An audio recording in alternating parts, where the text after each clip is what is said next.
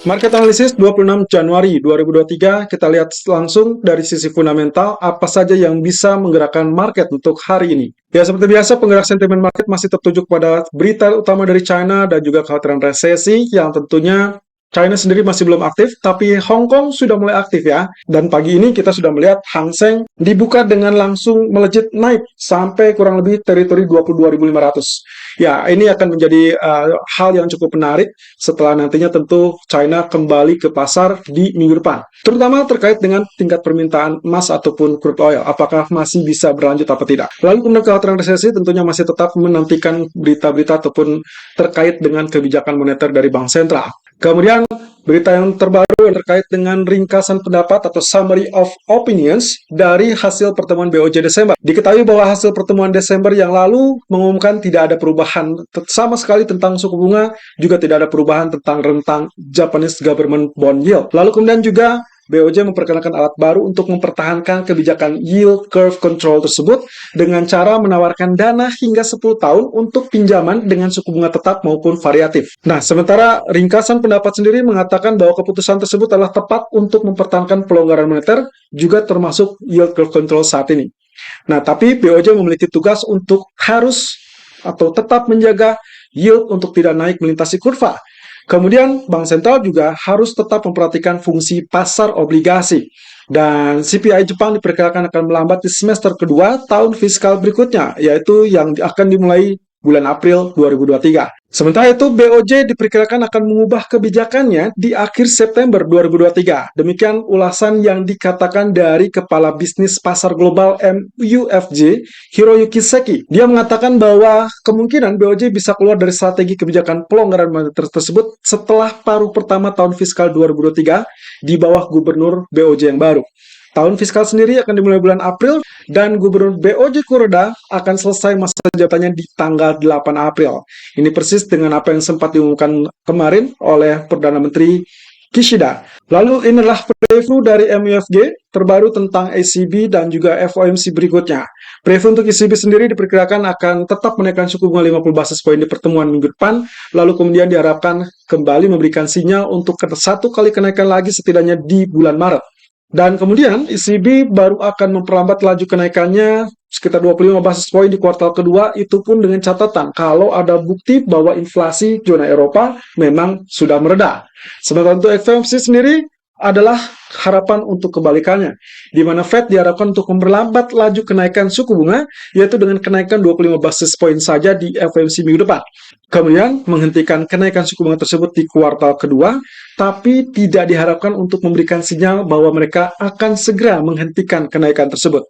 Lalu kemudian MUFJ sendiri mengatakan bahwa mereka berpandangan bullish terhadap Euro USD, setidaknya proyeksinya diperkirakan akan berada di kisaran 1.0400 sampai 1.1300. Euro sendiri saat rekam video ini saya melihat di area 1.0920 dan kelihatannya masih tetap bisa merangkak naik ya. Hal positif adalah terkait dengan kebijakan ini kalau memang sesuai dengan perkiraan untuk menaikkan tetap di 50 basis poin dalam dua pertemuan ke depan. Kemudian negatifnya atau yang berpotensi menghalangi kenaikan Euro USD adalah kebalikannya. Kalau ternyata ECB cenderung untuk memperlambat laju kenaikan di pertemuan bulan Maret, maka hati-hati. Kemungkinan kenaikan tidak akan bertahan lama untuk Euro USD. Hal yang kedua yang memungkinkan Euro akan kembali turun adalah jika ternyata data ekonomi yang baru-baru ini terbukti sangat kuat, justru terbukti sesat. Dan kemudian terjadilah pertumbuhan yang melambat cukup tajam. Dan yang ketiga, tak kalah penting adalah ketegangan geopolitik antara Barat dan Rusia yang kemungkinan meningkat pasca kiriman tank ke Ukraina yang dipelopori oleh Amerika dan juga Jerman. Juga, hal lain adalah yang berpotensi membuat kenaikan harga energi Eropa dikarenakan meningkatnya permintaan dari China. Sementara itu, dari Goldman Sachs menyoroti krisis plafon utang daripada resesi yang bisa terjadi di Amerika. Ya, dalih-dalih terkait dengan kemungkinan resesi terhadap Amerika, Kepala Ekonom Goldman Sachs, Jan Hatzius, mengatakan kemungkinan tidak ada resesi atau tidak mengharapkan resesi pada Amerika. Kemungkinan peluang resesi tersebut hanya sekitar 35%. Ini kontradiksi dengan apa yang terjadi di konsensus Wall Street untuk saat ini yang memegang kemungkinan perkiraan 65%. Goldman Sachs melihat ada potensi untuk soft landing, didasari kondisi pasar pekerjaan yang kuat, lalu kemudian pertumbuhan gaji bulanan bisa saja mulai penurunan dan inflasi yang diperkirakan mulai terkendali. Ekspektasi inflasi sendiri akan berada di kisaran 2% sampai 3% di akhir tahun ini atau kurang lebih di tahun 2024. Dan kemudian, kekhawatiran resesi meningkat jika ada keraguan tentang kemampuan pemerintah Amerika untuk membayar bunga ataupun pokok tepat waktu. Jadi yang paling disoroti adalah terkait dengan penanganan plafon utang dari pemerintah Amerika. Ya, saat ditanyakan apakah akan berpotensi default atau bahkan nyaris default, dalam hal ini, Kepala Ekonom Goldman Sachs mengatakan iya, dan hal tersebut bisa saja menyebabkan resesi dan juga gejolak di pasar keuangan, sehingga akhirnya menambah tekanan pada aktivitas ekonomi Amerika. Di sisi lain, proyeksi dari S&P Global mengatakan bahwa resesi Amerika bisa terjadi di kuartal pertama dan kuartal kedua 2023. Direktur Eksekutif S&P Global Market Intelligence memperkirakan global GDP akan berada di 1,9%. Angka ini tentunya jauh dari potensi, tapi bisa mencegah resesi global. S&P juga melihat potensi percepatan di China daratan dan juga pertumbuhan yang cukup moderat di pasar negara berkembang. Sementara itu, untuk pertumbuhan global sendiri diperkirakan akan berada 3% untuk 2024 dan juga 2025. Potensi perlambatan lebih lanjut kemungkinannya akan dipimpin oleh kenaikan harga barang.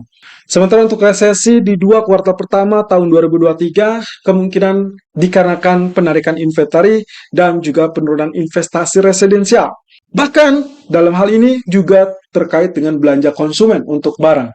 Dan inilah kalender ekonomi Amerika untuk malam ini yang ditandai panah kurang lebih. Ada initial jobless claim yang diperkirakan akan mengalami penguatan di 205K atau 205.000 dari previous 190K. Sementara itu GDP kuartal 4 diperkirakan akan mengalami penurunan 2,6% dari sebelumnya 3,2%. Lalu kita lihat skenario-nya yang memungkinkan untuk terjadi.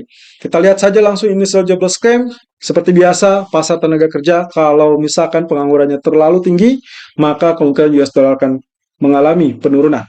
Tapi kalau misalkan penganggurannya relatif berkurang, maka US dollar akan mengalami kenaikan. Dan itu berarti akan berkebalikan dari posisi saham ataupun emas dan juga other currency.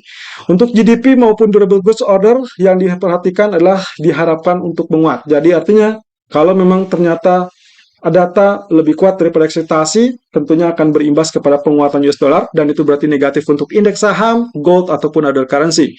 Dan sebaliknya, jika ternyata data lebih lemah dari ekspektasi, kita akan melihat potensi penurunan dari US dollar, tekanan jual kembali mewarnai untuk US dollar, dan itu berarti positif untuk indeks saham, gold, ataupun other currency. Ya, ini balik lagi dengan bad news is good news, karena yang dibutuhkan untuk menekan Fed mengurangi laju kenaikan suku bunganya adalah data yang lemah, sehingga terjadi perlambatan ekonomi di sana. Oke, kembali dengan outlook dari US Treasury Yield dan juga US Dollar. Kita awali kembali dengan US Treasury Yield terlebih dulu. Grafik daily kembali ditutup dengan bearish, tapi ya seperti Anda lihat sini candlenya sebetulnya doji. Tapi apakah ini akan membatalkan kondisi ataupun potensi yang kita curigai sebagai head and shoulder? Saya rasa belum ya, belum dipastikan gagal. Ini jadi kita masih tetap dalam jalur penurunan dari head and shoulder yang dimana kemungkinannya kita mendapatkan 2 right shoulder. Jadi kita masih belum lihat penurunan ataupun penembusan dari neckline. Nah, saya gambar yang lebih bagus, yang lebih mulus berarti kita lihat di sini sebagai zona neckline ya. Dan ini berpotensi untuk diuji untuk 3,295%. Itu pun kalau ditembus ya. Kalau ternyata dia gagal tembus, tentunya kita belum akan mendapatkan pola penurunan. Karena konfirmasinya tetap kita membutuhkan penurunan di bawah neckline atau penembusan di bawah neckline. Kemudian kalau kita perhatikan dari sisi grafik H4-nya, ternyata pergerakannya juga relatif tidak terlampau banyak ya. Karena kemarin pun dia tetap berkisaran di teritori ini. Jadi kita masih lihat sideways, kemungkinan dia juga masih tetap mencari arah, dan selama dia belum terjadi penurunan di bawah zona support ini, maka kita masih asumsikan dia masih mempunyai peluang untuk mulai kenaikan kembali atau untuk mulai penurunan. Jadi masih 50-50 teman-teman. Posisinya ini berdasarkan dari pergerakan H4. yang digambarkan pula oleh kondisi candlestick daily tadi. Nah, kemudian dari sisi dari grafik DXY-nya sendiri atau US dollar sendiri, ternyata memang tetap berada di bawah. Jadi kita pindahkan satu level dari saja untuk melihat apakah ada potensi kelanjutannya.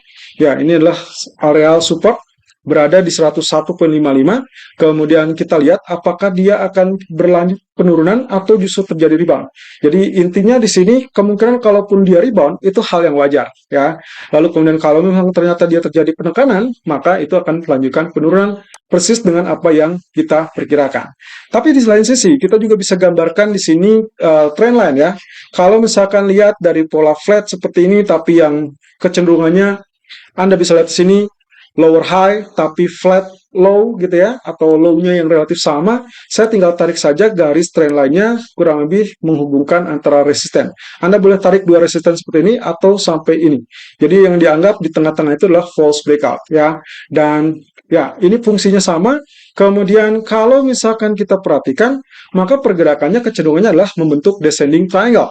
Sehingga kita bisa pastikan kalau ini descending, maka yang kecenderungan terjadi adalah penurunan atau break areal support, itu berarti akan tembus di bawah 101,50-an, dan arealnya harusnya sesuai dengan ketinggian dari triangle tersebut. Ya, kita anggap mungkin saja sampai ke level 100,50-an.